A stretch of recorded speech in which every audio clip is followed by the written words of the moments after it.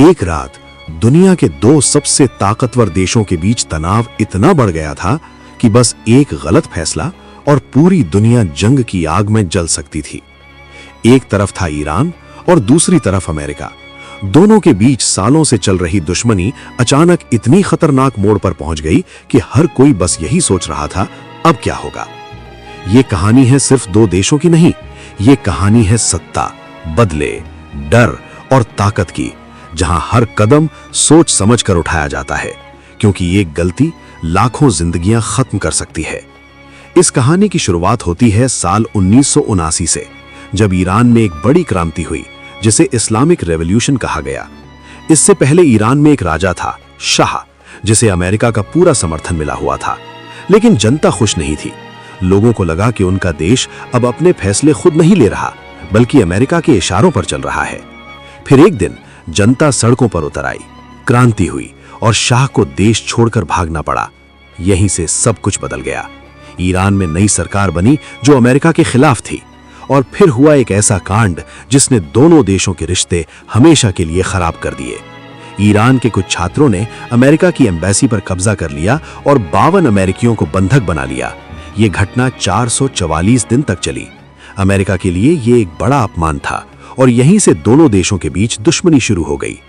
समय बीतता गया, लेकिन ये दुश्मनी कभी खत्म नहीं हुई। ईरान धीरे धीरे मिडिल ईस्ट में अपनी ताकत बढ़ाता गया और अमेरिका उसे रोकने की कोशिश करता रहा। सबसे बड़ा विवाद बना न्यूक्लियर प्रोग्राम। अमेरिका को डर था कि ईरान परमाणु हथियार बना रहा है और अगर ऐसा हुआ तो पूरी दुनिया के लिए खतरा बढ़ जाएगा।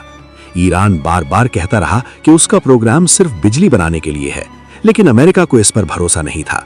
फिर आया साल 2015, जब एक बड़ा समझौता हुआ जिसे न्यूक्लियर डील कहा गया।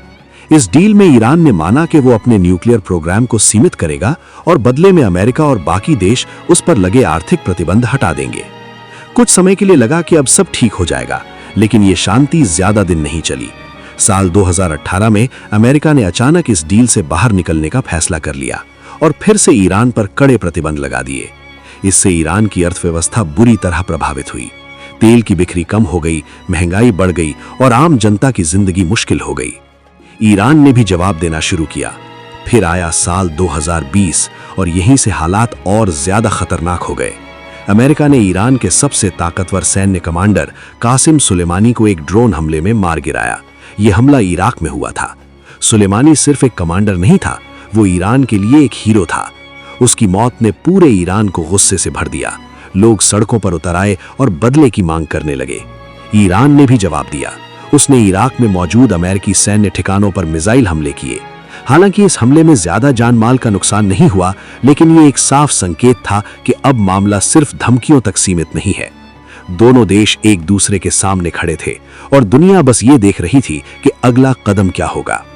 आज भी ये तनाव खत्म नहीं हुआ है। कभी ईरान अपने न्यूक्लियर प्रोग्राम को आगे बढ़ाता है तो कभी अमेरिका नए प्रतिबंध लगा देता है। मिडिल ईस्ट में कई ऐसे समूह हैं जो ईरान का समर्थन करते हैं और कई ऐसे देश हैं जो अमेरिका के साथ खड़े हैं। इससे ये टकराव और भी जटिल हो जाता है। लेकिन सबसे बड़ा सवाल आज भी वही है, क्या ये टकराव कभी खत्म होगा या फिर एक दिन ये एक बड़ी जंग में बदल जाएगा। दोनों देशों के पास ताकत है, दोनों के पास सेना है और दोनों के पास ऐसे हथियार हैं जो पूरी दुनिया को हिला सकते हैं। फिर भी अब तक एक चीज ने इस जंग को होने से रोका है, और वो है डर। डर उस विनाश का जो एक बड़ी जंग के बाद होगा, क्योंकि अगर ये जंग शुरू हुई तो सिर्फ ईरान और अमेरिका नहीं, पूरी दुनिया इसकी चपेट में आ सकती है। ये कहानी अभी खत्म नहीं हुई है। हर दिन, हर पल कुछ ना कुछ बदल रहा है। कभी बातचीत होती है तो कभी धमकियां दी जाती हैं, लेकिन सच्चाई यही है कि दुनिया की नजरें आज भी इसी टकराव पर टिकी हुई हैं, क्योंकि अगर यहाँ कुछ बड़ा हुआ तो उसका असर हर देश, हर इंसान तक पहुंचेगा। और शायद यही वजह है कि ये कहानी इतनी महत्वपूर्ण है। ये सिर्फ दो देशों की लड़ाई नहीं, ये पूरी दुनिया के भविष्य की कहानी है।